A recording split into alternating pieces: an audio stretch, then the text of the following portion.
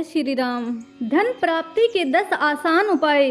धन प्राप्ति के मार्ग में आ रही बाधाओं को खत्म करने के लिए इन वास्तु टिप्स को जरूर आजमा कर देखें। आपने कई बार सुना होगा कि किस्मत वालों को ही भगवान धन दौलत देता है, मगर इस कथन में अधूरा सच है। अमीर बनने का ख्वाब तो हर कोई देखता है, मगर धन उसी को प्राप्त होता है जो मेहनत, लगन और ईमानदारी के साथ अपना काम करता है। मगर कभी कभी बहुत मेहनत करने के बाद भी सफलता नहीं मिलती है। ऐसे में कई लोग अपनी किस्मत को कोसना शुरू कर देते हैं। लेकिन सच तो यह है कि आपकी किस्मत कर्म पर निर्भर करती है। हाँ, यह हो सकता है कि ग्रह नक्षत्रों की दिशा में परिवर्तन और कुछ कुंडली दोष आपके काम में बाधा उत्पन्न कर दे। ऐसे में धार्मिक ग्रंथों और वास्तु शास्त्र में बहुत सारे उपाय बताए गए हैं जो धन प्राप्ति के मार्ग में आ रही बाधा को दूर कर सकते हैं।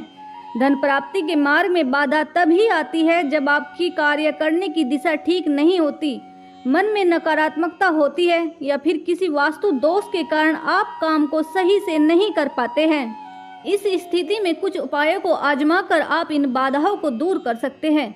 धन प्राप्ति के लिए कुछ खास उपाय। यदि आप इन उपायों को अपनाते हैं तो निश्चित ही आर्थिक संकट दूर होगा और आप धन प्राप्त कर पाएंगे।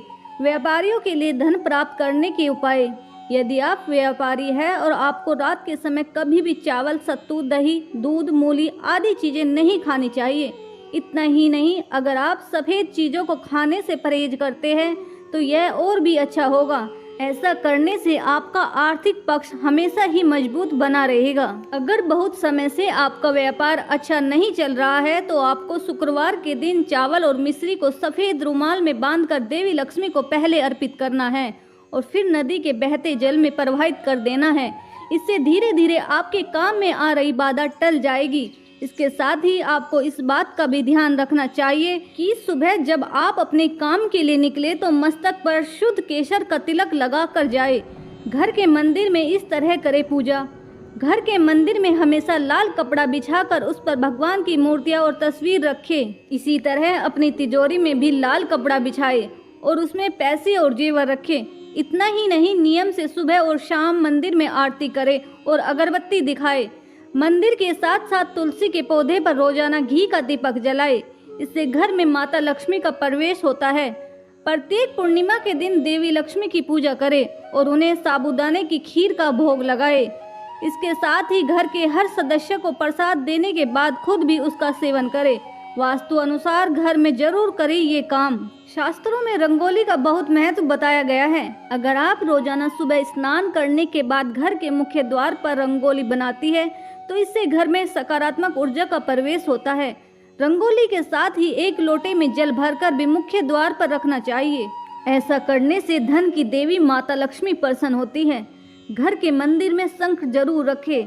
आपको बता दें कि शंख समुद्र मंथन के समय प्राप्त 14 अनमोल रत्नों में से एक है। शास्त्रों के अनुसार शंख से माता लक्ष्मी का वास होता है। घर में दक्षिणावर्ती शंख रखना चाहिए और हर शुक्रवार को भगवान विष्णु को इस शंख में जल भरकर अभिषेक करना चाहिए। इससे माँ लक्ष्मी प्रसन्न होती है। भगवान विष्णु का 8वां स्वरूप भगवान श्री कृष्ण की प्रिय बांसुरी को भी घर में जरूर रखना चाहिए।